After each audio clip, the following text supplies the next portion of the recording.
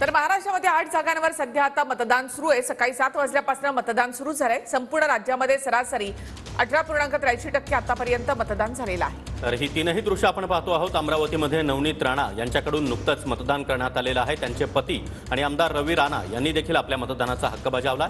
तर अमरावतीमध्येच प्रहारचे उमेदवार असलेले दिनेश बुब यांनी देखील मतदान केलं आहे। तर काँग्रेसच्या बळवंत वानखडे यांच्याकडून देखील सहकुटुंब मतदान करण्यात आलंय। तर अमरावतीमध्ये तीनही उमेदवारांनी या ठिकाणी आपला मतदानाचा हक्क बजावलेला आहे। तीनही उमेदवारांनी आपल्या विजयाचा दावा केलाय। नवनीत राणा यांनी देखील बुलेटवरून या ठिकाणी येत आपला मतदानाचा हक्क बजावला। तर दुसरीकडे आपण पाहतो आहोत की ठाकरे गटाचे आमदार असलेले राहुल पाटील यांनी देखील आपल्या मतदानाचा हक्क बजावलेला आहे। तर यवतमाळमध्ये माजी खासदार आणि काँग्रेसचे माजी प्रदेशाध्यक्ष माजी मंत्री असलेले माणिकराव ठाकरे यांनी देखील मतदानाचा अधिकार बजावला। महाविकास आघाडीची परीक्षा आहे, काय वाटतं? महाविकास आघाडी इंडिया आघाडी जी आहे संपूर्ण देशामध्येच आज आपण पाहतोय की मोठ्या प्रमाणामध्ये जनता इंडिया आघाडीच्या सोबत असल्याचं चित्र एकूणच देशामध्ये आहे।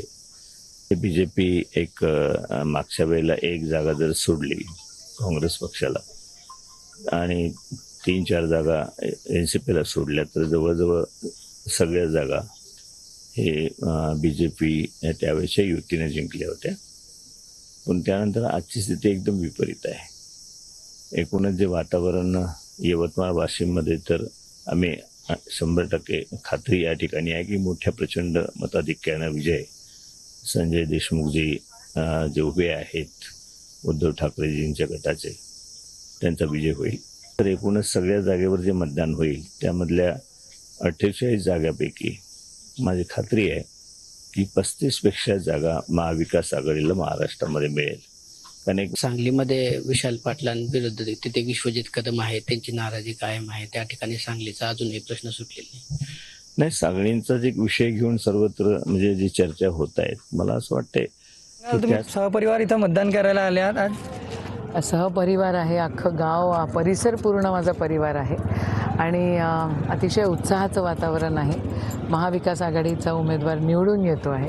पंजा या बोट चिन्हावर आमचा उमेदवार उभा आहे आणि आम्ही मोठ्या प्रमाणामध्ये इथे भरारी घेऊ।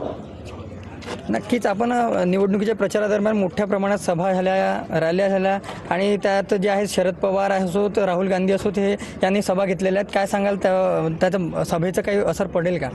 आदरणीय उद्धव साहेब देखील आले, आदरणीय शरद पवार साहेब देखील आले आणि शरद पवार साहेबांनी तर इथल्या जनतेची माफी मागितली की मागच्या वेळेला मी तुम्हाला जो उमेदवाराला मतदान करायला सांगितलं त्यांनी 3 दिवसातच आमच्या पाठीमध्ये खंजीर खुपसला। तर ही आणि सन्माननीय आमचे नेते राहुलजी गांधी देखील आले आणि बिलकुल तुम्ही बघा जो प्रतिसाद मिळाला तो वाखणण्यासारखा आहे। आम्हालाही लक्षात येत आहे की पूर्ण महाराष्ट्रामध्ये पूर्ण देशामध्ये एक अंडरकरंट आहे सत्ताधाऱ्यांच्या विरोधामध्ये। शेतकऱ्यांची हिताची कामं या सत्ताधाऱ्यांनी कधीच केली नाही। बेरोजगारी मोठ्या प्रमाणात वाढवून ठेवली। इथे एक राजकारण एकदम खालच्या दर्जावर नेलं।